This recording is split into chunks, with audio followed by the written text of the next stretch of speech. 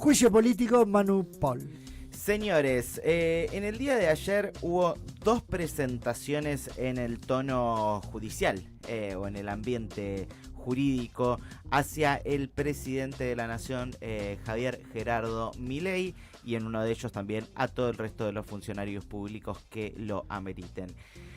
Podemos arrancar, si les parece, por el juicio que no es político, que es la presentación que hizo en el día de ayer Eduardo Freyler, el ex camarista federal, que básicamente lo que planteó, y esto después lo tomo primero porque después también forma parte del pedido de juicio político, es la definición que brindó Javier Milei el último viernes en el Yago Yago, donde básicamente le dijo a quienes fugan que son héroes. Es una tarea heroica la que hacen aquellas empresas o empresarios que fugan, evaden, es decir, el dinero correspondiente a impuestos que le deberían pagar a la República Argentina. Esto, según el ex camarista federal, constituye un delito del Código Penal, que es básicamente instigación al delito. Sí. Apología al delito, que es un delito, como sabemos, en el ámbito de la ley fiscal penal, básicamente. Estoy respirando profundo para dejarlo hacer su columna y no engranarme. No puede engranarse, puede ir engranando. No quiero. Yo respiro. Así, modo zen, básicamente. Sí. Sí. Lo que plantean en este pedido de juicio penal, básicamente, porque es lo que constituye el código, es que Javier Milei está instigando a que se evadan impuestos, ni más ni menos, básicamente, algo que Sí, también lavado de dinero, todo, o sea. Por supuesto, abre la posibilidad a tantas otras impunidades, por así decirlo. Que un presidente de la nación instigue a evadir impuestos es como, no sé, o sea, no encuentro un ejemplo más ridículo que ese, o sea, a ver qué hay. Esto lo podemos usar para las charlas de café, decir, sí, es como que un presidente quiera que evadas impuestos y todo, ja. Es que tiene sentido desde la lógica de no querer un Estado presente, como lo dijo ayer. No, se acabó la lógica del Estado presente. Pero dijo. Es más lejos cuando Milei dice que como es el Estado delictivo, es el peor delincuente, es el Estado, es una organización delictiva. O sea, que el presidente de la nación diga que es una asociación delictiva el Estado, es un delirio, o sea. Bueno. Sí, una mafia también lo catalogó el otro día. Delitos de incumplimiento de los deberes del funcionario público, violación de la ley de ética pública e instigación a cometer delitos, es lo que dice, aparte de la apología del delito y la malversación de fondos públicos, porque básicamente si vos sos presidente y decís no me paguen los impuestos, no vas a poder pagar las cosas que como Estado estás obligado ya básicamente a sostener. Digamos que puede hacer todo eso también porque hay una justicia que no es justicia. Una justicia que está un tanto lenta. Bueno, acá la presentación directamente judicial que hace el ex camarista Eduardo Freyler, mientras que en el Congreso de la Nación, en la Cámara de Diputados específicamente, ayer se presentaba el primer pedido de juicio político al presidente de la Nación Argentina y a los funcionarios que así corresponda, dice el texto, por, entre otras cosas, incumplimiento de los deberes del funcionario público y algunas cosas que plantea el escrito presentado, entre otros, por Eduardo Barcesat, nuestro entrevistado de la semana pasada, Rosansky, el ex juez federal, Tati Almeida, Adolfo Pérez Esquivel, Claudio Lozano y otras figuras, es que no solo probablemente en la investigación que se deba hacer en la Cámara de Diputados a partir de esta presentación haya cuestiones del índole político, sino también, como leíamos recién en la noticia de Freyler, que es básicamente hay constitución de delitos penales, que es algo que va por el costado, porque básicamente allí la Cámara lo único que puede hacer es después presentarlo a la justicia en caso de que correspondan, no puede juzgarlo, como sabemos, ya que, insisto, es una comisión de juicio político. Sí. Digamos que, lo hemos dicho muchas veces, que el gobierno tiene muy pocos diputados, muy pocos senadores. Confiar su futuro político al PRO y a la UCR Es un juego riesgoso que hace el gobierno, siempre queriendo pasar los límites, pero de verdad, creer que un Cristian Ritondo o un De Loredo van a ser tu garantía de gobernabilidad, de institucionalidad, nada, o sea, por mucho menos Cobo se dio vuelta. Bueno, a ver, por eso también la discusión, no de la semana pasada, sino de la anterior, con respecto a Marcela Pagano, que le mandamos un abrazo, ya está en su casa, salió de la clínica el día de ayer. Nos pone contentos. Que básicamente y es dijo eso. Que no renuncia. Bueno, ahí está, eso es a donde iba, a que fue parte de la disputa para ver quién tenía la comisión de juicio político y quién sostenía las banderas del presidente de la nación. El resguardo de la institucionalidad y el deber de obediencia a la supremacía de la Constitución Nacional es el punto número 1 de este pedido, que se basa en 6 etapas, por así llamarlo.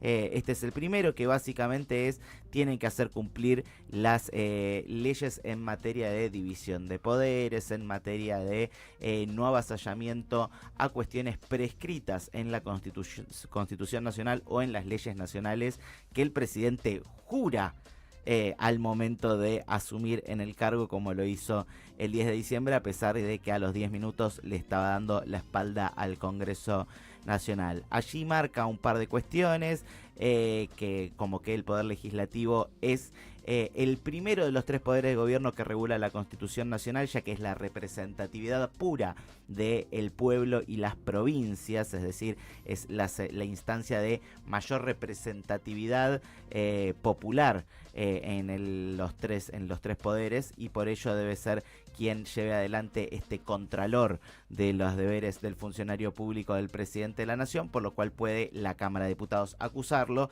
y la Cámara de Senadores condenarlo en materia de juicio político. Y otro de los puntos que marca ahí en el punto 1 es obviamente el decreto de necesidad de urgencia, donde hace un detallado acerca de cómo fue una crónica de lo que fue la asunción del presidente, de decir, nosotros vamos a mandar a sesiones extraordinarias, algo que no sucedió, y 5 días después aparece el decreto de necesidad y urgencia, que está mal fechado, y toda esta discusión que parte básicamente del hecho de decir no había ni necesidad ni urgencia para llevar adelante esto, lo cual convierte ese decreto presidencial en, por un lado, inconstitucional, y por otro lado, que como aprendimos de Eduardo Barcesat, nulidad absoluta. Después también habla del genocidio económico como punto número 2 en este pedido de juicio político, y toma una frase histórica, por así decirlo, de un, si no me acuerdo mal, sociólogo estadounidense, el genocidio silencioso del hambre, que marca que a partir de lo que es no generar un proceso de sostenimiento de la red social, y que se caiga todo eso a partir de básicamente la licuación de tu salario y la conquista de tus propios ahorros, básicamente te están matando de hambre. Entonces hay un genocidio económico, es otro de los puntos que marca por acá, y hace alusión al número que conocimos hace algunos días también, los 3.200.000 nuevos pobres que hay en la República Argentina de Javier Gerardo Milei. Después también la causal de mal desempeño de ejercicio de las funciones presidenciales,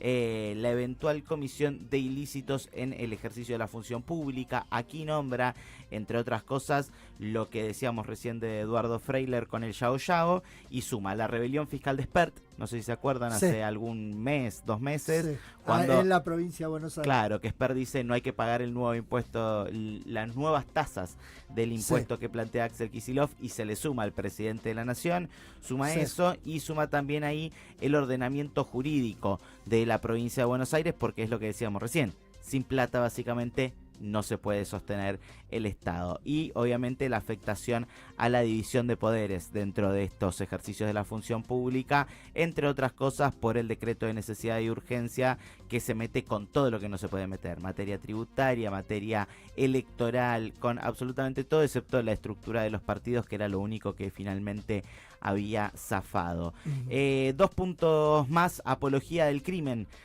por lo que decíamos recién, y también por lo que sucedió el 24 de marzo. con Sí. Memoria, Verdad y Justicia Completa, ¿recuerdan? Sí. Con el video de Tata Joffre y compañía. Bueno, Sí. lo que dicen ahí que hay una equiparación moral de la dictadura con la guerrilla, es decir, básicamente la teoría de los dos demonios, Sí. y que eso también está dentro del Código Penal. En el artículo 213, minimización de crímenes de lesa humanidad, es decir, que no solo sería por violación de los deberes del funcionario, sino que también sería materia penal, algo que, insisto, no puede juzgar ninguna de las dos cámaras del Congreso de la Nación, pero sí puede detectar y enviar a la justicia. Después, abandono de personas, ya sea por terminar con el Plan Nacional contra el Hambre, Sí. por no brindar los recursos económicos a pacientes oncológicos, por Sí. la prorrogación del presupuesto que obviamente cae en la licuación de todos los beneficios sociales, el fin de lo que era la línea directa entre el potenciar trabajo y el salario mínimo vital y móvil, que respondía al 50% del mismo. Sí.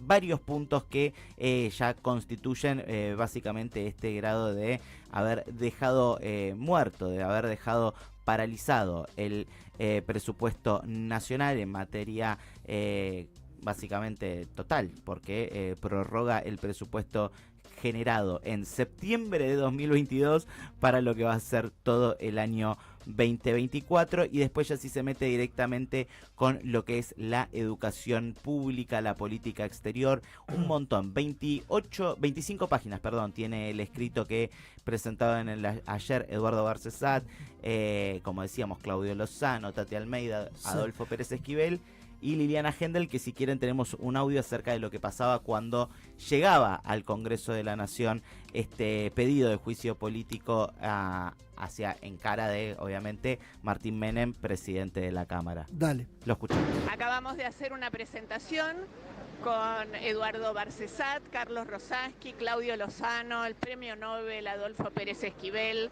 Enrique Stola, y yo, Liliana Hendel, nos hicimos presentes aquí. No nos quisieron inicialmente recibir el escrito. Digamos también esto, ¿no? Que parece ser que recibir un escrito de pedido de juicio político o de cualquier otra circunstancia de la ciudadanía, en este caso un juicio político al presidente denunciándolo por incumplimiento de sus funciones como funcionario público, de sus deberes como funcionario público. Gracias a la gestión de quienes estábamos hoy aquí, logramos que este papel, este escrito, este documento fuera recibido. Tenemos un número de legajo digital y en papel. No debería ser tan complejo hacer un trámite de estas características. Tienen la obligación de recibirlo. Liliana Hendel, quien hablaba, una de las que fue a presentar este escrito hacia la Cámara de Diputados, donde, dato no menor, no lo querían recibir, ¿no? Y Sí. esto tiene que ver claramente con la dilatación, como siempre sucede en estos casos, de las discusiones que se plantean, algo que todavía no había realizado ningún político, en términos Sí. de... Digamos, como decíamos al principio, nada de esto va a prosperar. No va a pasar nada. Nada de esto va a prosperar. Por ahora. A ver, Por ahora. aparte es... A Macri no le entraban las balas hasta que le empezaron a entrar todas. Aparte es el primero, recordemos esto, ¿no? Sí. Todas estas cuestiones suelen ser una acumulación de estas discusiones. Sí. En algún momento no se planteaban, me acuerdo una entrevista de Alberto Fernández con Tomás Rebord, donde dice, a mí no me gustan las derrotas épicas.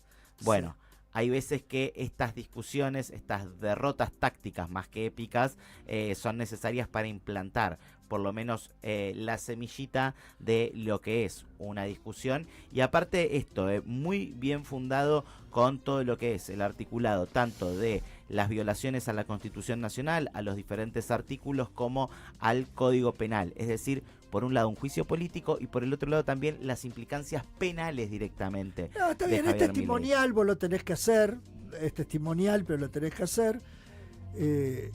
Pero al contrario de lo que plantea Milei, esto va a estar cada vez peor, cada vez van a controlar menos la botonera y en un momento van a tener que dar explicaciones de muchas cosas que están haciendo. Yo creo que no se está teniendo cabal conciencia del desastre que está pasando en el Estado. O sea, no tienen gente, no tienen nada, no saben, no pueden articular políticas. Dicen que van... Ponele, el tema de las universidades. Un 70% ahora, un 70%. Vos sabés que las universidades no recibieron ese 70%. O sea, es de boquilla. ¿Es de boquilla porque el gobierno quiere mentir? No, porque no lo saben instrumentar, porque no hay funcionario, la gente no tiene firma. No saben que el Estado funciona con firma. O sea, a vos te nombran secretario de Educación Universitaria. Sí. Y llega un momento que te dan firma. Dar firma es que vos podés firmar. La famosa lapicera. La famosa lapicera. Ahí pero con lo que decís, aparte de ese 70% que dicen y después te voy a dar el otro 70%, que es de una parte, sí. Corresponde nada más que a servicios. Sí, sí, sí. Es decir, es el 10% del presupuesto total. Porque el Estado está paralizado, el Estado no funciona porque no tienen gente. O sea, el 80% de los empleados vienen del kirchnerismo, o sea...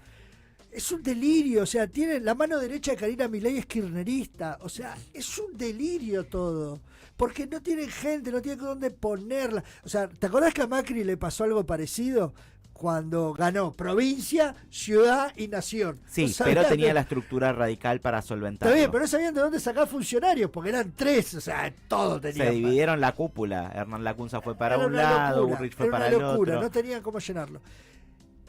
Pero tenían una estructura, tenían el radicalismo, tenían... Bueno, estos no tienen nada. O sea, está Milei manejando las finanzas y nada más. Y a partir de esa falta de estructuras donde se dice hay un delito en términos de juicio político, es decir, no estás pudiendo cumplir con lo que juramentaste el 10 de diciembre, que es decir, por un lado cumplir con la Constitución Nacional, base y fundamento, y por el otro lado ir por un proceso de desarrollo, de sostenibilidad de la soberanía. Cuando hablan de política exterior en el documento que acabamos de repasar de 25 páginas, marcan exactamente esto, la entrega de la soberanía nacional en materia de territorialidad y de recursos naturales, como hablábamos ayer. Es realmente complicado.